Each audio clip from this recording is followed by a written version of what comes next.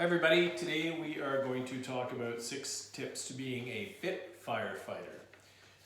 As this is a formal lesson plan, I'm going to just go through all the fun stuff that we always have to have. Safety briefing, fire exit doors over here on my left, leading to an exterior door.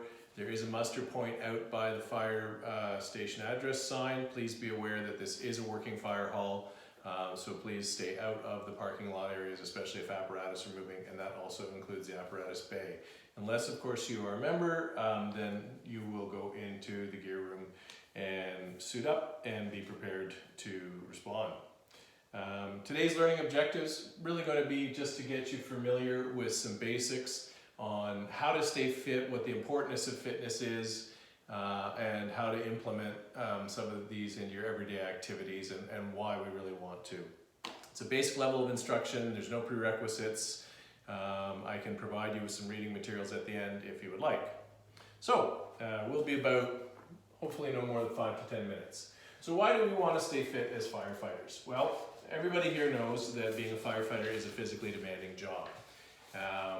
We know that firefighters can get injured in the line of duty if they're not fit and hydrated and have a good cardiac profile and so forth.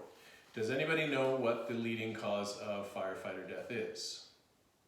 The leading cause of firefighter death today, as being tracked by fallen firefighters and NFPA, is not in fact cardiac death, it is cancer death. So, because we have a presumed incidence of cancer if we've been on the department for so long. Leading cause of line of duty deaths still remains cardiac death, and that's one of the reasons why we really want to look at this today. So, what's our first goal? First goal is hydration. And why do we want to be hydrated? Well, if our body's well lubricated, our body's running well. We often talk about, heat exhaustion and people who have been outside working in hot conditions. Certainly being in a 450 degree fire is hot conditions, and what do you think your body loses over the course of 20 minutes on a bottle of air or 30 minutes on a bottle of air? You're losing water. Can lead to muscle cramping. Muscle cramping leads to you not being able to execute your functions as well because you're just not able to move. Can lead to loss of metabolites. Sodium, potassium, magnesium, they can all be taken out of your body if you're not hydrating well and replenishing your fluids. So one thing we really want to do is stay on top of hydration. Nutrition. Our sheet here today says eat like an athlete. And why wouldn't you? I mean, if you think about the job of a firefighter, you've got 50 to 75 pounds of gear on your back. You're humping hose lines into buildings, you're up and down ladders, potentially rescuing victims. It's kind of like a decathlon all built into one.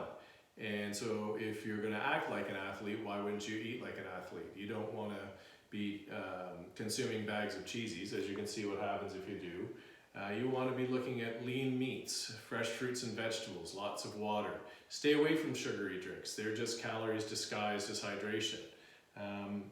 Whole foods, healthy nuts, natural fats, olive oil, almonds, all contain natural fats. Omega-3s from fish, very good for cardiac health. So really look at your nutrition program.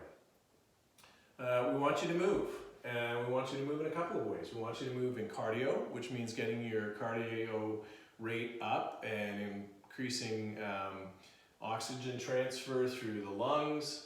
And we want you to also work your muscle groups by doing some weightlifting.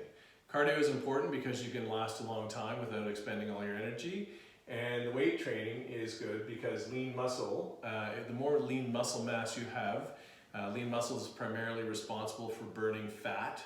And the other thing is that as you get older, by the age of 40, and for those of us that are long beyond that, there's a condition called sarcopenia, and it's basically muscle wasting. And your body does not produce muscle as easily, and it needs protein in order to do that. So as you get older, you really have to work harder to maintain your lean muscle mass. So doing weight exercises and incorporating lean proteins into your diet is one way to do that. Stress. Stress is a killer. You've seen guys, in movies get all worked up, grab their chest and go down with a myocardial infarction. One of the hormones released during stress is cortisol. Cortisol is implicated in the buildup of plaque in your arteries. Not a very happy thing. And so it has some negative cardiac impacts. going for a light walk. Walk along the beach, through the woods, doing a workout is known to dramatically reduce your stress, increases your endorphins in your body. So let's control our stress. Your gear. We've seen through the length of this course, we did a unit on the importance of cleaning turnout gear. You think about today's houses versus legacy houses. A lot of plastics in the fake vinyl, the fake wood, the glues, the laminates. When that stuff combusts, the particulate is noxious. It comes out as black, thick, gooey smoke, and it sticks on your gear. And then if you get it on you or you rub your face, you're just rubbing carcinogens right into your face. And as we heard earlier, the #1 cause of firefighter death over long term is cancer. So make sure you take care of your gear because it takes care of you. And finally, we have the culture. When I was taking ESM from Chief Norris in Parksville, he said, the fire service is 300 years of tradition uninterrupted by progress.